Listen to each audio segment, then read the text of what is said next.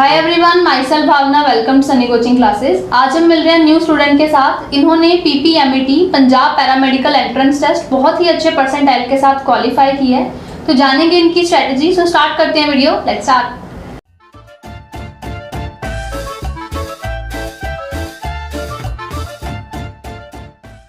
सबसे पहले आप अपनी इंट्रोडक्शन दीजिए, आपका नाम, कहाँ से हैं और कितना परसेंटाइल है। Hi, myself Gurjot Kaur. I'm from Patiala and my percentile is 99.72. Okay, आप अपने मार्क्स एंड जो आपका रैंक बना है वो भी शेयर कर दीजिए। My rank is 74 and I have scored 312 marks out of 400. Okay. आपने इसके अलावा क्या कोई और एग्ज़ाम भी दिया? Yes, I have appeared for PGI-MER. Okay. आप कोई ऐसे प्रेपरेशन टिप्स दीजिए जो नेक्स्ट ईयर स्टूडेंट्स प्रिपेयर कर रहे हैं PPMET एग्ज़ाम के लिए उनको। See, the first step is you should join Sunny coaching classes and next आपको सब कुछ पता लग ही जाएगा। ठीक है। आप अपनी जब प्रेपरेशन कर रहे थे उस टाइम पे स्टडी मटेरियल क्या कुछ फॉलो करते थे? स्टडी मटेरियल मोस्टली जो सर प्रोवाइड कर रहे थे वो कर रहे थे हम। They provide theory as well as questions. तो एक पोर्टल डिज़ाइन किया गया है, उस पर हम मॉक टेस्ट भी कर सकते हैं और इंडिविजुअल चैप्टर्स के क्वेश्चंस भी कर सकते हैं। तो मैंने दोनों की प्रैक्टिस की थी, इसीलिए I have scored a good marks. Okay. आपने प्लस 2 किस बोर्ड से करी एंड कितनी परसेंटेज के साथ? माई percentage in boards was 85% and my board was CBSE। Okay. आप कहाँ से हैं? I am from Patiala. Okay okay. अब आपके फिर सिलेक्टेड कॉलेजेस कौन से हैं? मेरी फर्स्ट प्रेफरेंस है GMC Patiala and second Amritsar and third Faridkot. ठीक है। ओके। अब आप अपना जो स्टडी का प्लान था, मतलब जो टाइम टेबल या कितने आवर्स के सब्जेक्ट को देना, ऐसा कुछ सब शेयर कीजिए। सी, जो आपको डिफ़िकल्ट लग रहा है सब्जेक्ट, पहले तो उस पर ज़्यादा टाइम देना चाहिए हमें। For me bio was easy. I think physics was difficult, but मेरा पर्सपेक्टिव चेंज हो गया पेपर देके। मुझे पेपर में सबसे ज़्यादा ईजी फ़िज़िक्स लगी and I am damn sure कि मेरे फ़िज़िक्स के सारे क्वेश्चंस ठीक होंगे। ओके। ऐसा ट्रांजिशन आप अपने आप में कैसे, मतलब पॉसिबल हुआ आप में इतना चेंज लेके आना? I think this is just because of my physics teacher Sunny sir. Okay okay okay, ठीक है। केमिस्ट्री एंड बायो की प्रेपरेशन आप कैसे करते थे फिर? बायो की मैंने थ्योरी पे ज़्यादा फोकस किया, NCERT पे ज़्यादा फोकस किया एंड जो मैम नर्सिंग एप्टीट्यूड का एक्स्ट्रा मटेरियल प्रोवाइड कर रहे थे उस पर मैंने ज़्यादा ध्यान दिया and I was able to crack the paper. ठीक है। क्लासेस में जैसे टाइप के क्वेश्चंस किए गए थे, क्या सिमिलर टाइप के ही एग्ज़ाम में आए या एग्ज़ाम टोटली डिफरेंट था? ये सिमिलर ही आते हैं, मतलब ऐसे अभी किसी भी कॉम्पिटिटिव एग्ज़ाम में ऐसे तो होने नहीं वाला कि बिल्कुल वर्ड टू वर्ड आने लगा। तो ये बात है कि जो आपने पढ़ा हुआ आपको लगता है कि मैंने देखा हुआ है, ये मैंने चीज़ पढ़ी हुई है, तो इट वाज रेलेवेंट। ओके। जो PPMET का एग्ज़ाम है ये किस टाइप का है? Online, CBT, computer based test और pen and paper based? Pen and paper based है। OMR प्रोवाइड की जाती है, 5 उसमें सर्कल्स होते हैं जो हमें एक फिल करना होता है। ठीक है। Total number of questions and exam pattern for this exam PPMET? This year total number of questions 100 थे and one question was of 4 marks. ठीक है। किस सब्जेक्ट से कितने क्वेश्चंस आए? बायो की वेटेज थोड़ी ज़्यादा रहती है और फिज़िक्स को और केमिस्ट्री की थोड़ी सिमिलर सी वेटेज थी। नर्सिंग एप्टीट्यूड था, कह लो 15-17 क्वेश्चंस नर्सिंग एप्टीट्यूड के थे। And physics, chemistry, bio, nursing aptitude के अलावा भी कोई सब्जेक्ट आया? यस, इंग्लिश भी थी। और ठीक है। क्लासेस में आपको सारे सब्जेक्ट्स कवर करवाए गए थे या सिर्फ PCB, फिजिक्स, केमिस्ट्री, बायो ही करवाया गया था? नहीं, PCB के साथ नर्सिंग एप्टीट्यूड, GK और इंग्लिश की भी एक्स्ट्रा क्लासेस लगी हैं हमारी, क्योंकि GK की प्रिपरेशन भी साथ में ज़रूरी है क्योंकि कॉम्पिटिटिव एग्ज़ाम है। तो वी कैन से कि थोड़ा चांसेस हैं कि GK भी आती है उसमें। ठीक है। ओके। आपका फेवरेट सब्जेक्ट कौन सा है? My favourite subject is chemistry. And difficult subject? Chemistry. It's same. Why sir? It's difficult, that's why it's my favorite. Okay good. According to you कौन सी ऐसी मिस्टेक्स हैं या पॉइंट्स हैं जो किसी स्टूडेंट को अवॉइड करने चाहिए ड्यूरिंग प्रिपरेशन? सी ओवर कॉन्फिडेंस सबसे ज़्यादा बड़ी मिस्टेक है कि अगर हम कहें कि हमें किसी कोचिंग की ज़रूरत नहीं है एंड हम अपने एफर्ट्स से ही सब कुछ कर लेंगे, तो अपने एफर्ट्स के साथ कोचिंग बहुत ज़्यादा ज़रूरी है, तभी हमें फ्रूटफुल रिजल्ट्स मिल सकते हैं।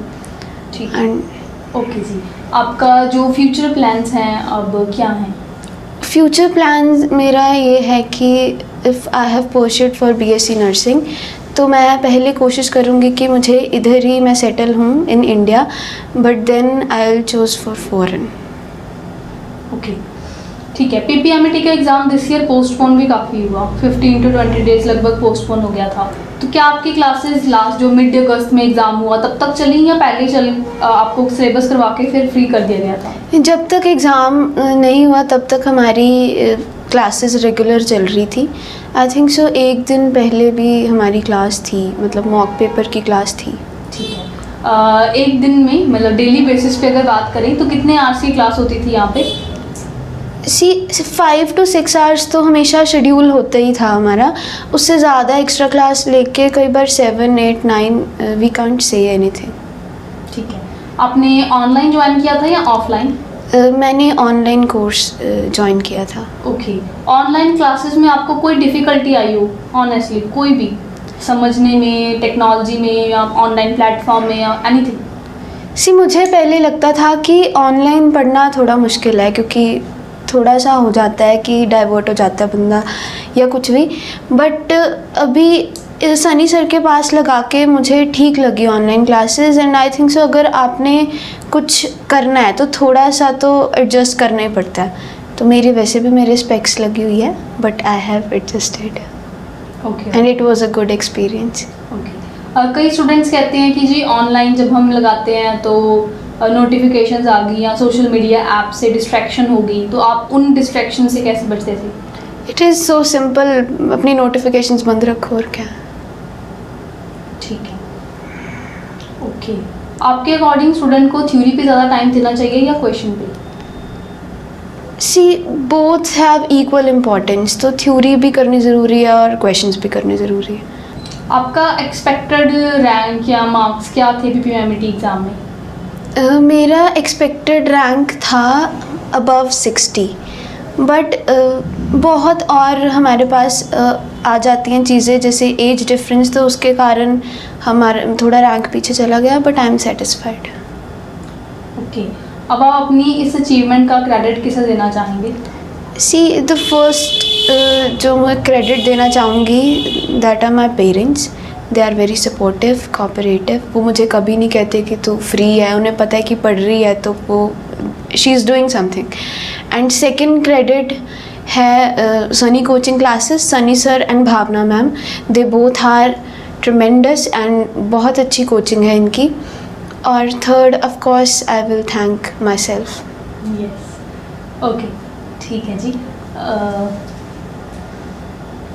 मेडिकल स्टूडेंट्स को न्यूमेरिकल्स बहुत मुश्किल लगते होते हैं, आपने कैसे सॉल्व किए? जैसे आपको केमिस्ट्री, आपने कहा कि फेवरेट सब्जेक्ट है, केमिस्ट्री में भी तो न्यूमेरिकल्स होते हैं, आप कैसे उन न्यूमेरिकल के साथ टैकल करते थे?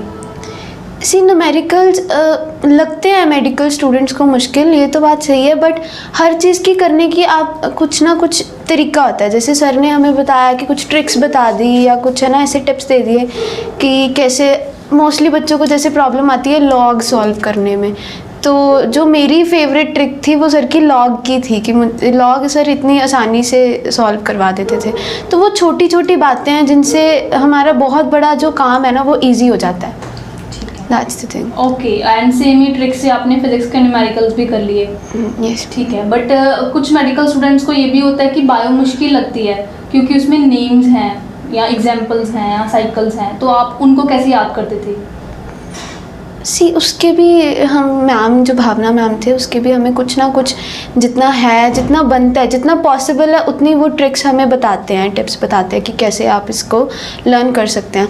बाकी जो हर फील्ड में थोड़ा बहुत तो क्रैमिंग पार्ट होता है, तो वो तो हमें लर्न करना ही पड़ेगा। आपके according boards and PPMET exam कितने डिफरेंट हैं? See boards and PPMET exam they are really different. एक तो पहले तो मतलब वो बोर्ड्स जो हमारा होता है वो बिल्कुल सब्जेक्टिव पार्ट आ जाता है और PPMET बिल्कुल ही ऑब्जेक्टिव पार्ट है, तो बहुत डिफरेंस है। इफ़ यू आर सेइंग कि आपने बोर्ड्स के लिए बहुत अच्छा प्रिपेयर किया था तो आप PPMET भी क्लियर कर लेंगे, तो there you are really wrong. You have to prepare accordingly. Okay, आपने नीट एग्ज़ाम दिया था दिस ईयर? यस, मैंने नीट दिया था, but I have not opt for any coaching और मैंने प्रिपेयर भी नहीं किया था। तो फिर भी मतलब मैंने क्वालिफाई कर लिया था, बट यू नो मतलब जब तक रैंक नहीं है आपके पास तब तक एडमिशन नहीं मिलती है। ओके, आपके अकॉर्डिंग नीट एंड PPMET कितना सेम या डिफरेंट है? नीट और PPMET कुछ सिमिलैरिटीज़ हैं, बट मतलब जो मैंने नोटिस किया है, जैसे PPMET है वो स्पेशली नर्सिंग के लिए है, तो उसमें नर्सिंग एप्टीट्यूड वाली चीज़ें आ जाती हैं, और नीट में जो कॉमन थिंग्स हम और भी कॉम्पिटिटिव एग्ज़ाम्स में देते हैं वो हमें देखने को मिलती है। ठीक है, आपने PGI भी दिया था? यस, PGI मैंने दिया था। मेरी PGI में 89 परसेंटाइल थी and qualifying percentile I think so 92 percentile थी, तो 3 परसेंटाइल से छूट गया। इट्स ओके, कोई बात नहीं। अब आप कंपेयर कर सकते हैं PGI exam and PPMET exam को? यस, PGI एंड PPMET दोनों मतलब कह लो कि सिलेबस तो सेम ही है, बट डिफ़िकल्टी लेवल थोड़ा सा है कि PGI में थोड़ा सा डिफ़िकल्टी लेवल अबव है PPMET से। ठीक है, ओके। कोई और टिप्स आप अपने एक्सपीरियंस बेस देना चाहें जूनियर्स को या for the ones who are preparing for PPMET next year? Tips तो यही है कि थ्योरी और क्वेश्चंस को दोनों को साथ लेके चलें। ऐसा मत सोचें कि सिर्फ थ्योरी करने से ही हमारा हो जाएगा या सिर्फ क्वेश्चंस करने से हो जाएगा।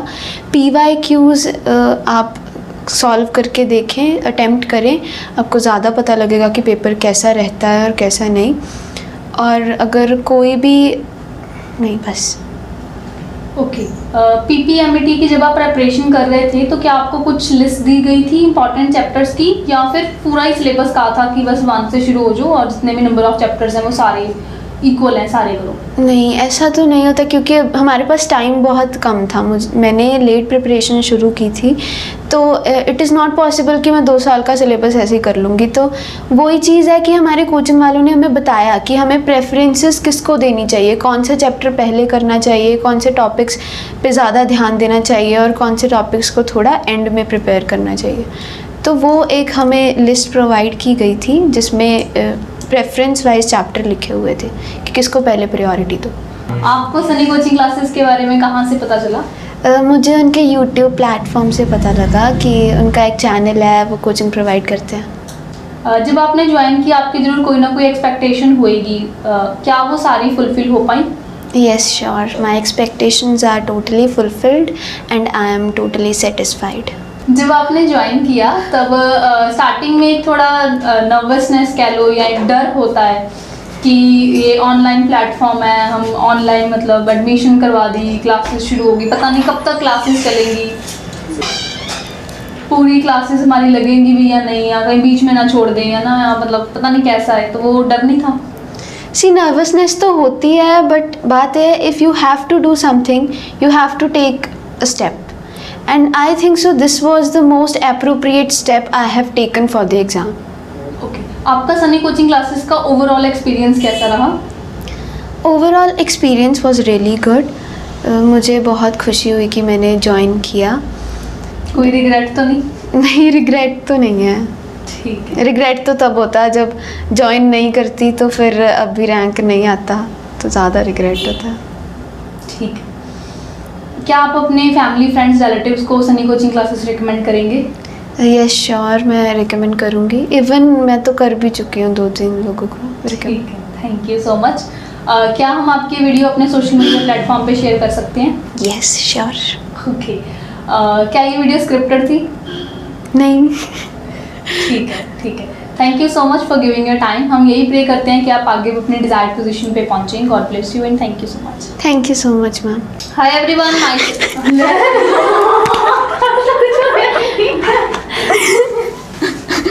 ऐसा तो कर ना ही है, चलता है कैसी। ठीक है, दोबारा। तो ये लिंगों का सीजन में ध्यान नहीं। हाँ, आज वीडियो दिखाती हैं सिर्फ अपन में, देखो ये लेट करवा रही थी। थोड़ा सीरियस मोड से बैठते हैं फिर रहेगा। सीरियस मोड पे, आज तो सीरियस है ना, तो सीरियस हो जाओ। कोई ना, पहली बार सामने आना होगा।